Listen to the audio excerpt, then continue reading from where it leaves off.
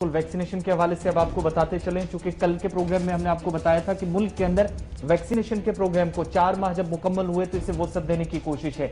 लेकिन इन सब के बीच में मुल्क के अंदर एक तरह का बहरान भी कुछ रियासतों से, जहां पर शिकायत मौसूल हुई थी कि इस वक्त उन्हें दवासाज कंपनियां बराह रास्त या तो वैक्सीन की इस वक्त जो पूरा स्टॉक है वो नहीं पहुंचा पा रही है 50% का हिस्सा देने के बावजूद भी।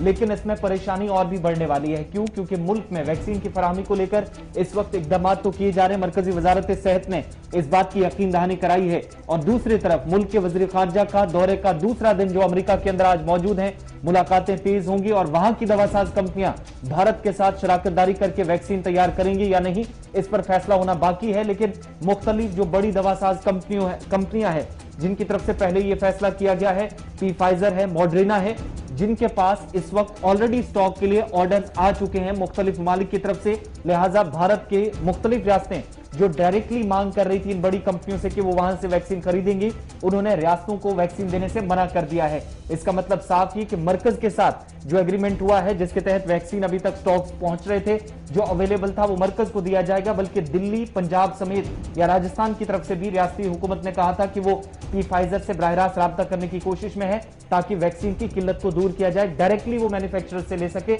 लेकिन फिलहाल इन बड़ी दवासाज कंपनियों ने इशफाक इन सभी रियासतों को वैक्सीन देना मना कर दिया। की तरफ से दरखास्तें गई। कल हमने आपको पंजाब का जिक्र किया था और आज दिल्ली की मिसाल हम देंगे। दिल्ली के लिए फाइजर ने भी और मॉडर्ना भी दोनों ने साफ कर दिया कि वो वैक्सीन नहीं दे सके। और जब ये सामने आया तो उसके बाद कमोबेश 3 वज़रा आला की तरफ से वजीर आज़म के नाम खत लिखा गया है, जिसमें यह कहा गया कि ग्लोबल टेंडरिंग के जरिए से वैक्सीन को खरीदा जाए ताकि 18 ऊपर यानी 18 प्लस जो लोग हैं उनकी वैक्सीन कारी को तेजी के साथ लिया जाए। एक तरफ से यह खबर है और दूसरी तरफ से खबर यह है कि वजीर सेहत जो है हर्षवर्धन, उनका मानना है कि रातों रात में वैक्सीन बनते नहीं है, वक्त लगता है और हालात और मुनासिब माहौल को देखते हुए वैक्सीन को खरीदा जाता है और जितनी डिमांड है उसी हिसाब से रियासतों को वैक्सीन भी फराहम की जा रही है। इसलिए थोड़ा सा तामुल ने आने वाले दिनों में और ज्यादा बेहतरी हो सकती है। जब इस तरीके की सूरत हाल है, आसिफ ने पहले ही कहा, सबकी नजरें डॉक्टर जयशंकर पर है, क्योंकि डॉक्टर जयशंकर दवासाज कंपनियों के साथ 1 to 1 करने जा रहे हैं। हमारे पास जो पुख्ता खबर है वो ये है कि मुख्तलिफ दवासाज कंपनियों के साथ राब्ता किया जाएगा ताकि मजीद ऑर्डर्स को प्लेस किया जाए और अगर ग्लोबल टेंडरिंग या किसी और तरीके से वैक्सीन लाई जाए वो भी वहां पर देखी जाएगी।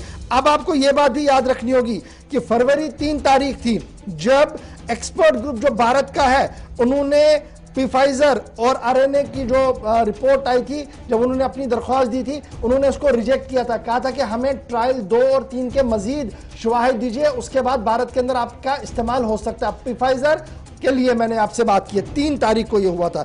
उसके बाद 13 अप्रैल को जब अचानक से सिचुएशन टर्न हुई और उसके बाद 13 अप्रैल को मरकजी हुकूमत ने एक बड़ा यू टर्न लिया, जिसमें उन्होंने साफ कर दिया कि अब 2 और 3 ट्रायल की मुल्क के अंदर जरूरत नहीं है। यूएस, यूरोपियन यूनियन और यूनाइटेड किंगडम समेत जापान की रेगुलेटरी अथॉरिटी और डब्ल्यूएचओ ने जिन लोगों को अप्रूव किया है वो भारत के अंदर आ सकते हैं। तो ये भी एक यू टर्न है। लेकिन उसके बावजूद जो सूरत हाल है, जब आप वर्कबुक या नोटबुक देखते हैं इन कंपनीज का जो उन्होंने अपने ऑफिशियल वेबसाइट्स पर डाल दिया है, तो पता लगता है कि 2022 के आखिर तक, दिसंबर तक भी वहां पर वैक्सीन भारत को मिल सके बड़े पैमाने पर शायद यह मुश्किल है, क्योंकि मुख्तलिफ मुल्कों की तरफ से ऑर्डर्स पहले ही इन प्लेस किए गए हैं बड़े पैमाने पर। तो ये तो वैक्सीन के हवाले से खबर है, मरकज क्या कुछ कर रहा है, कंपनियां क्या कुछ कर रहे हैं, और आज सबकी नजरें वजारत खारजा पर, डॉक्टर जयशंकर पर है कि क्या कुछ वहां से पॉजिटिव रिस्पॉन्स आएगा।